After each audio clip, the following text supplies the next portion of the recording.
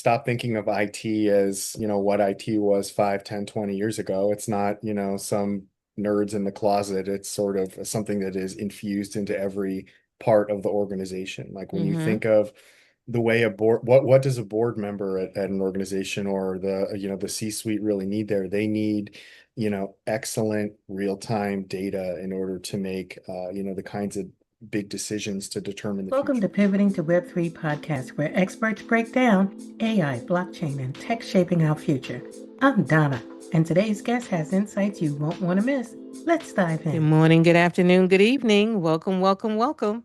Welcome to Pivoting to Web3 podcast. And today we have Michael Toguchi, who is the Chief Strategy Officer at Orchestrate, a division of e-resources, where he leads platform direction for application management systems and streamline complexes and processes like scholarships, grants, admissions, and accessible services. He has over 25 years of experience driving digital transformation for universities, nonprofits, foundations, and associations. I'm really excited about this podcast today because Michael specializes in simplifying internal workflows to help mission driven teams reduce manual work. You all listening out there? All of the associations, nonprofits, Catholic charities, please listen. All those mission driven, how to minimize and reduce the manual work and scale sustainably for the future, and strengthen compliance. His work powers organizations including Stanford, UC Davis, PG&E, the Roddenberry Foundation, and Google's Certified Innovator Program. At the core of his mission is a commitment to build technology that enables teams to focus less on managing systems and more on delivering meaningful impact. And with that said, I'd like to welcome you to your audience and ours and say hello. And thank you so much for being here because I was excited to see someone in the mission driven sector just doing it. So, Michael, say hello and tell us a little bit about what you're doing. What's your current project? What are you excited about right now? Thanks, Donna. I appreciate you having me on. Very excited to chat with you and your audience. Yeah, our company eResources does, as you mentioned, strategy and digital transformation across a wide spectrum. We work with groups, that are small associations and nonprofits, all the way to large universities and corporations. And we really try and emphasize, working with leaders to create cultures and implement systems and streamline workflows and do all the kinds of things that surround technology to help them be more efficient, to be more effective in achieving their mission. And in some ways, most importantly, trying to create things that allow their staff to really focus their time on the impactful work that they signed up to do. Whatever their mission is, it probably wasn't thinking about how they can spend more time playing around in spreadsheets and copying things from cell to cell or jumping from 9 different tools to another one. So we try and help them automate things, whether it's through AI or other strategies, in order to allow them to work with students or donors or members, or provide the kinds of services that really help advance the mission. So, with that said, would you say that when some of the organizations reach out to consultants or reach out to organizations to help them with the digital technology, is there a misconception with some consultants or organizations that work with nonprofits that they can bring the same frameworks as they would an enterprise or a Fortune 500 company? Is there a difference? Absolutely. I mean, philosophically, a corporation is not the same as a university, which is not the same as a nonprofit or an association. And somebody who is working with that team needs to adopt a partner mindset. They have to tailor the solution for that particular organization.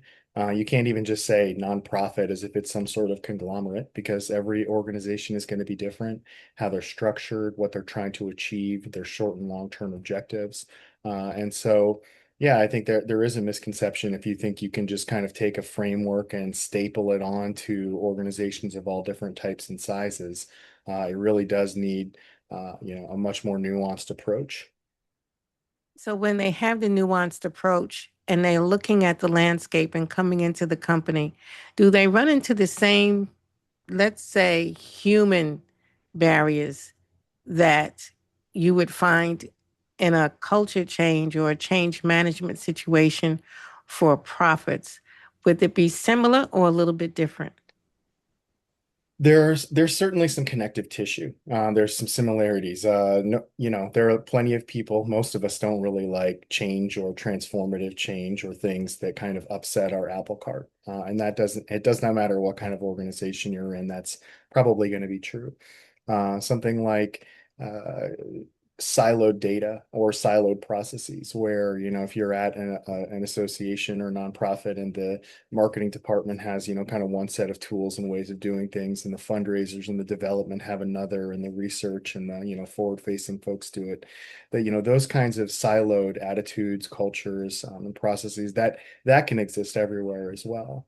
That said, I do think that you still run into the kinds of folks that are in corporate America or working in, sort of a profit-driven environment are a little bit different than what you're going to get if you're working in a nonprofit or an association, something service-based, or where you have an audience like a student or a donor or a Mhm. grassroots advocate, or, somebody faith-based, that how you're trying to serve them is a little bit different than trying to like make widgets and turn profits. And so the cultural challenges you run into aren't exactly the same, but there are some universal truths to any kind of implementation where you need to make sure there's champions and adoption and things like that. So, what does that conversation look like when you first start working with a mission driven organization? Can you help us understand and the audience understand? For those that are listening, they're a little bit leery. Right now, I'm seeing similar behaviors. You're right. No matter whether I'm talking to Fortune 500 executives or if I'm talking to someone who's a key opinion leader at a major health institute or someone who's, leading up a mission driven organization that has a lot of silos in human services. What does that conversation look like when you guys work with them? Well, the first part of the conversation was with the leadership and the stakeholders to determine, they may come in thinking, "Hey, I want you to help me implement a tool," as if that's sort of the end all be all of it. Have they created, what kind of culture is there? Like, you're not just auditing the technology, you're auditing the culture there to determine how ready they are for this and what you're going to need to make it effective. And so you're looking at that culture and saying, like, what kind of teams do you have? Are they integrated? Are you communicating? Are you transparent? Are folks going to be accountable to this? Have you explained to them how so we talked about some of those barriers to change. Has it been explained to them how this is going to be helpful to them? That's why we Mhm. try and tie it back to the idea of like the real ROI of these projects is somebody's time.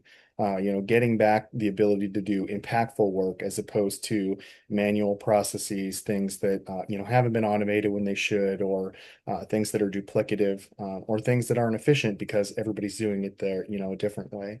So we kind of start at that leadership level, looking at culture, start helping people define things to understand, this is digital transformation in a sense has as a bit of communication strategy, like to the folks that you want to do different kinds of work and to automate and to have a more integrated workflow. Communicate to them the why of this and how it's going to be helpful to them. Make them the hero in the story, not the you're going to be more efficient. We're going to be 12% better. Things. Forget about that. What is the actual metrics that's going to make them understand, connect to, and want to be a part of that change? Wow, that sounds like a lot of work for some organizations, but the basic work for what really needs to happen. So for someone who's listening right now, Hmm. they know they need to go forward. Everybody knows they're scared to death. Sure. What does AI readiness look like? What does that mean for someone who's listening right now? What do they need to be thinking about when you say how ready they are? What is AI readiness?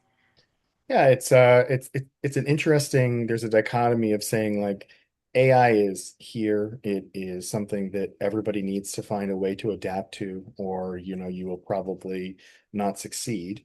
But it also doesn't have to be a boogeyman that is, people keep talking about potential, loss of jobs or replace me, or I don't know what, I'm not familiar with this kind of technology. I'm going to have to learn something new.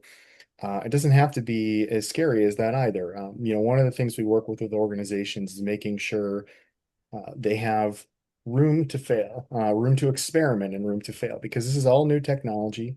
We're all trying to find ways to make workflows, more efficient. And some of these things are going to change. You need to be adaptable, but it doesn't mean that everything has to succeed. Like you don't have to pick a tool, start on it in 6 months. Everything is, Mhm. there's been a magic wand that's been waved. So some of that readiness gets back to the communication. Like, are you communicating clearly? And again, are you creating an environment where people understand like this, we're not doing this so that we can shave off X amount of people in our staff. We understand you're all busy, in a sense burdened, and sometimes overworked. We're trying to create a space where you can actually be more efficient in the substantive work that you want to do, and the automation kind of gets rid of some of the messiness and unnecessary steps that happen.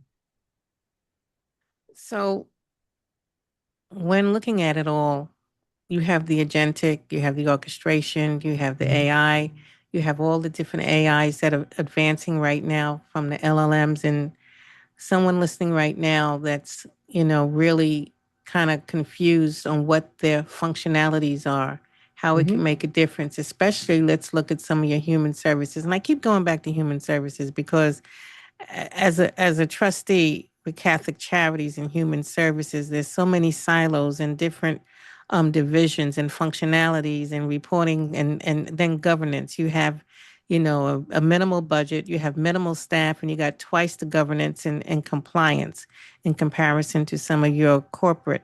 So, what could be some of the benefits so they understand this is something they need to talk about with their board trustees and leadership? Can you paint a picture for us? Yeah, I mean, some of it is the idea of starting small and achieving wins, and that being real world use cases for not only the staff that's executing on it, but showing the results to the board. You can think of lots of different examples, whether it's, a chat bot that provides, answers a handful of questions so somebody doesn't spend all day emailing or on the phone, or building a small LLM that allows you to aggregate research so that you can better answer questions. We work with a lot of groups that do applications or workflow tools, and they've been able to automate some of their reviews so that when they're trying, foundations trying to give out grants, or an organization's trying to give out scholarships to low-income students, rather than reviewing thousands and thousands of applications, are they able to quickly cut that process down by a huge percentage? And so it doesn't have to be, the overwhelmingness of the, 50 different ways AI can be utilized and all the different types. It's picking a workflow process that, AI can help with, and then showing a real substantive success metrics to it. So, how do they decide on the workflow process? Can you help them with that? Yeah, I can help. Or I mean, you can self audit these things. Like it's not it shouldn't be as difficult as it is for folks to be able to kind of do that inward assessment and say, hey, if one part of our organization is sending out emails in this tool, and we've got it in this one, and part of our development team is grabbing all of it and dumping it into a Google sheet. Like anyone should be able to Mhm. look at that in 5 minutes and say, like, this is not efficient. Your data is not all going to be the same. There's no way for leadership or a board to draw any meaningful conclusions and have some sort of data driven decision metrics from that. So sometimes it does help to have a third party there, especially one that's going to be a partner, not somebody that's there to just kind of do an Mm. assessment and leave. Somebody that can help you say, like, how are we going to execute on this? Like, who are the people and the processes? Because those are really the things you have to work on. And you have to get folks at each level to be able to buy into this. So you want somebody that can help um, do the assessment with the stakeholders, draw the connections, and then come up with a roadmap and a strategy. And that roadmap has to emphasize something that's not just, it's not purely tool driven, and it's not something that has unrealistic expectations, but it should have goals, and that you can pass through and feel like you're making progress. Okay, wow.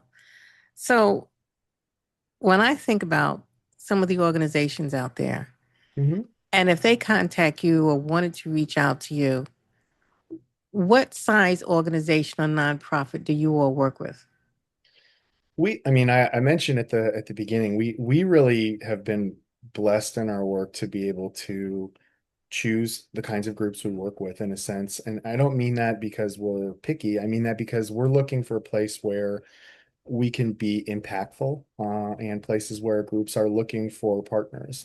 It's not that we wouldn't do a one-off project, but when you talk about AI, just even that or any kind of technology or digital transformation, everything changes. The minute you've started something, you already need to start looking forward at what's working, what's not, what needs to change. And so we really love working with the kinds of organizations that are looking for someone to come in and stay part of that orbit for a while.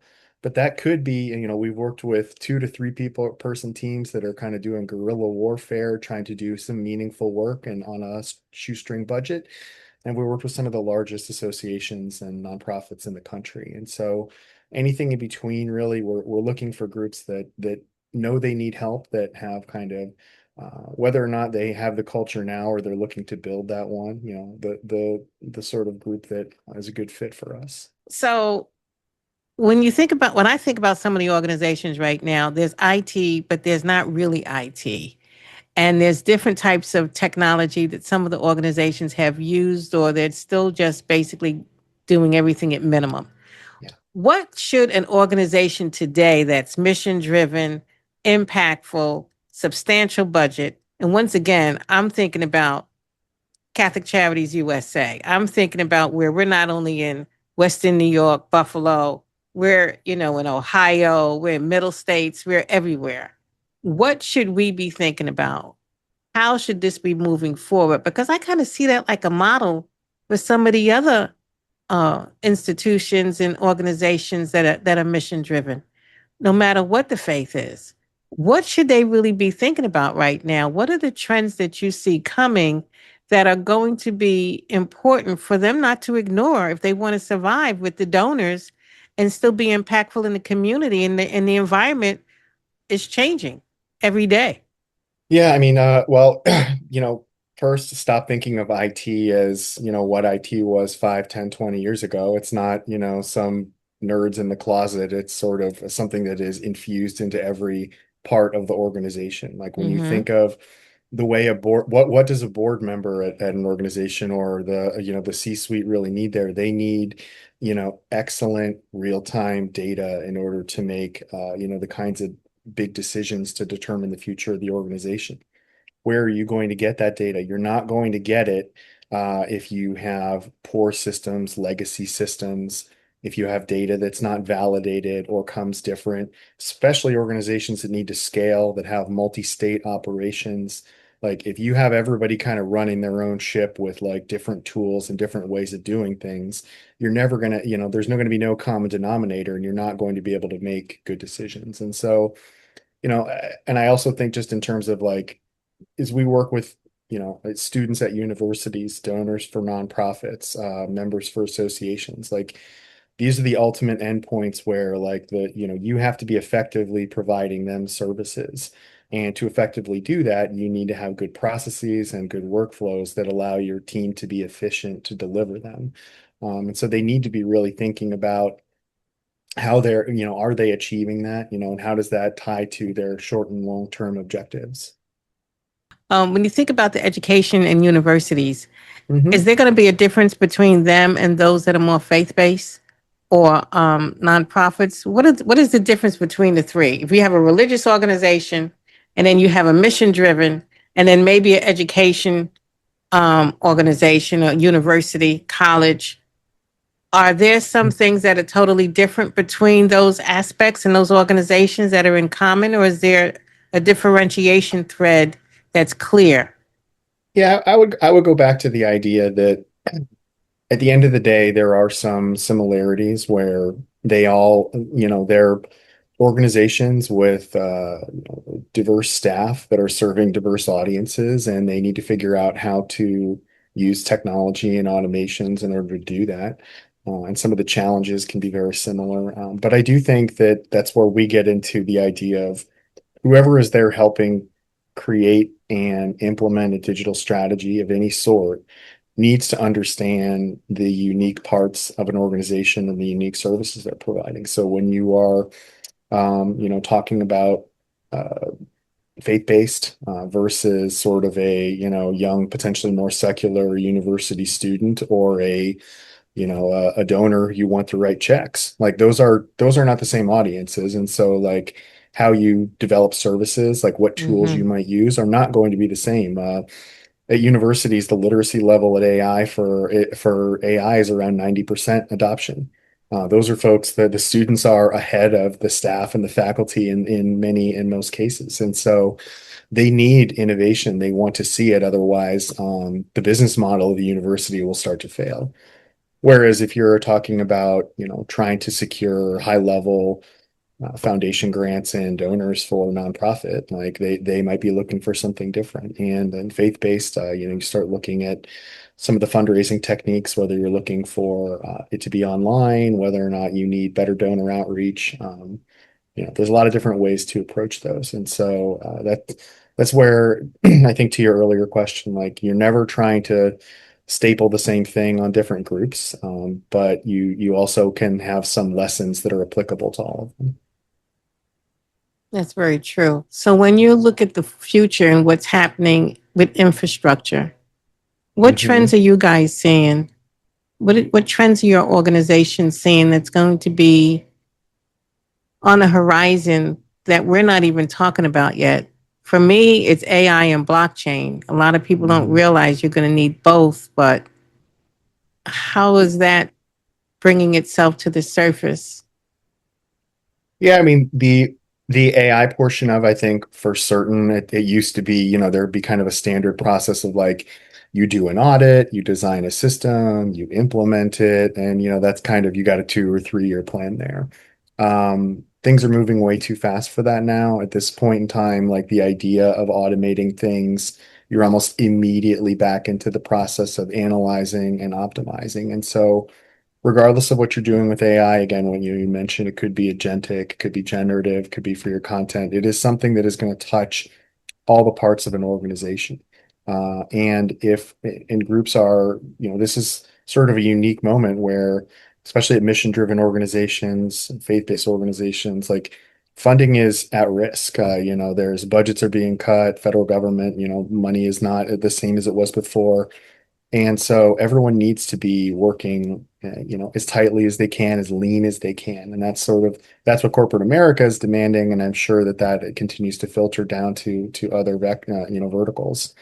So from our side, we see AI as something that like shouldn't be treated as the IT project to implement a tool. It needs to be something that you're doing that kind of overall assessment, making sure you've got a team that culturally wants to be more adaptive than they were in the past, that is being more integrated across their organization, that is ensuring that they have good data and good processes. And so that's the AI portion of it. And then you look at blockchain and, people need to be more innovative. They need to rethink, they can't think of it as like, oh, well, that's, this crypto stuff or Web3 or block, it's something that was kind of off on the side. That's not going to be it's going to be a part of the future. We work with universities that are looking at tokenization and for academic records and, all sorts of things there that, people need to be more creative and more open to new ways of doing things. And that's easier in corporate, when you've asked this question, like it's easier in corporate America where people are profit driven and they are constantly, there's a constant churn there. In the mission driven nonprofit sector or higher ed, change is often much slower. And so like it's going to force some people to adopt in ways that they haven't in the past. So you kind of walked into my next question because Okay. my next question was, what are the institutions doing today? What Hmm. are you moving into with the tokenization and use cases? Can you give us a use case or a project that you were involved with that you met the organization in one posture, but when you all came in, you left them in a totally different posture with significant impact. What's a Yeah, I mean, great win you can share with us? we worked with a very large organization or an institution, higher ed institution in California that we've done 3 or 4 different projects with that sort of strung through 3 different areas that are near and dear to us. A little bit of Web3, a little bit of accessibility to ensure, inclusivity of it, and also automation through AI. Mm-hmm. And we worked with their disability center to create a platform and to implement processes that help their team, their caseworkers, really buy back tons and tons of their time in order to provide better services to their students. We did this through some of the techniques that we've talked about. They had disparate systems. They had data stored in a lot of different places, some of which weren't even necessarily secure, and there wasn't really good documentation on it. So we went in, kind of helped them audit all of that, implement something that use some agentic AI, created a bunch of workflow automations, whether it's triggered communication, text messaging with students, sharing of information with faculty, created a great level of transparency through these automated tools, and allowed them to be able to show to the board and the folks, the regents that are in charge of the budgets, how much they weren't looking at the cost of the project per se. They were looking at the cost of the savings that the project achieved.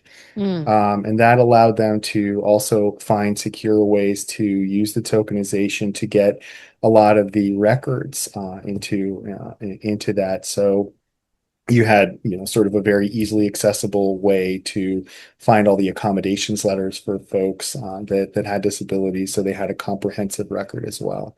So that was really one of the places where we were able to take all 3 of those things, the automations, the AI, and the Web3 of it, and kind of help a university really push their boundaries and put themselves in a position where they were delivering top-notch, technological solutions to their students and faculty. So you mentioned 2 terms that I would like you to explain to the audience, because this was initially set up as an educational podcast for mass adoption. You mentioned tokenization and you chose agentic agents. And I think it would be great versus me talking about it all the time, you expressing what that really is and why that was chosen for the organization. Sure. Tokenization is when you take any combination of assets, rights, data, and you turn them into digital tokens within your blockchain. Then you make sure that those things are securely stored. They can be transferred and managed in a transparent way. So for higher education and nonprofit organizations, that's a innovative way that they can manage credentials. They could do fundraising. They can foster community engagements. There's a lot of different use cases for it. Does that answer your question for the I think tokenization it would help piece? somebody understand exactly what the functionality is. Sure. Well, like a university could they could even issue, we've worked with some groups that have issued diplomas in token form. That would be an example of a right that or a data that got turned in from a paper, here's my paper diploma, to a digital token that can be easily accessed. And you start thinking about the way that transcripts, or the way a person might apply for a job, or the way someone could just easily find all of the academic records of someone that's in a token format. So you start thinking of the digitized version of these things within the token. Thank you. I'm sure Um, that would help the audience. What about agentic? Why did you all choose agentic AI? First, you had AI agents, then you had agentic AI, then you have the orchestration, and then it's going on and on. Help us understand, or the audience really. I kind of know, but I think it would be helpful to hear from right. a professional like you. Yeah. We, you think just in terms of a lot of these groups we've been talking about, again, whether it's a university with their students, or a nonprofit that wants to engage with the grassroots community, uh, they have all this data, all these questions, all these support needs, and things like that. And so, from an agentic standpoint, you're looking at how can you use an LLM or one of the AI tools in order to automate your service delivery? That can come in a lot of different forms. The use case that I was talking about was an accessible version of a chatbot where the agent was able to very quickly go through a lot of questions. That's something that happens for us a lot with nonprofits that are running scholarship programs because you have a million inquiries, particularly near the deadline. A lot of the Mhm. questions are the same. And so in the past, you had a staff that was stuck like just reading an email inbox, trying to copy and paste answers, answering the same questions over and over again. How can you take AI and say like, hey, I've got 10 years worth of data of our scholarship program. Can you read all of this, digest it, help it turn it into not just an FAQ, but something where there's an interactive, agentic program running that allows whoever is interacting with our program to get answers and to get real-time assistance. And once, at some point you will hit that point where it's like, well, no, okay, hey, I actually need to talk to somebody or I need to send an email. But data wise, like we've been able to show, an 80% success rate on most of the questions and things that they want. And those kinds of solutions can be applied again across all sorts of different mission driven needs. Mm. I think this has been really helpful for a lot of organizations listening. I haven't had a podcast really speak to the specifics and functionality in digital transformation. What is it that you can think of in regards to bias, ethics, governance? How does that come into play? We got to talk about values. How does Mhm. that translate with what you do in digital transformation? How does an executive know or the board know that they can trust you all when you come in and they don't lose on the compliance side or the value side of what they do? I mean, from our end, even in the pre-AI era, compliance and security were really like the three things, kind of our three tent poles would be compliance, security, and user experience. And the compliance in particular I mentioned we work with a lot of groups that run disability services at universities. If they're not compliant, then you have your population being totally given poor services, the kinds of services that are legally required. And so we already spend an enormous amount of time ensuring that folks are compliant with no matter what kind of service they are working on. From a governance standpoint, same thing on security. Like you don't work with major corporations or universities without being able to prove that you've put best practices in place. I do think for any organization that if they can go through like what is referred to be like a SOC 2 process where someone has analyzed the way you handle things, to make sure you have controls in place that only the right users have Mm. access, that for your fundraising team, they're not, jotting down credit card numbers and putting them in a drawer, or saving numbers in a spreadsheet that they shouldn't. So the security and compliance for us, as it relates to governments, those are the kinds of things that have to be a priora for any kind of project. You don't go in wanting to you implement technology and have efficiency gains, but do it in an insecure or unethical way. You might as well have not tried. So yeah, from our side, I think that's something you have to say. This is a North Star portion of what we're doing. Any cost we have needs to be baked in that we are emphasizing this, and that needs to be part of the culture as well to understand that like we don't want to experiment with technologies without ensuring that it meets especially for a mission-driven group that Mm-hmm. I'm sure they have philosophies and things that are extremely critical to sort of the meaning of what they're doing. They have to be following along with that and staying aligned with it. And so yeah, it's a critical piece. So, can you think of something that I didn't ask you that you want to share? No, I think you had some, great questions. I love the idea, again, for it's near and dear to our heart to find groups that are passionate about what they do, and need partners to help them allow them to focus on it, to do their impactful work. And so it's really just, whether people work with us, groups like us, or anyone, it's really having that focus on the idea that the point of technology is not to implement things that are scary, complicated, or for the change averse. And you really have to get out of that mindset.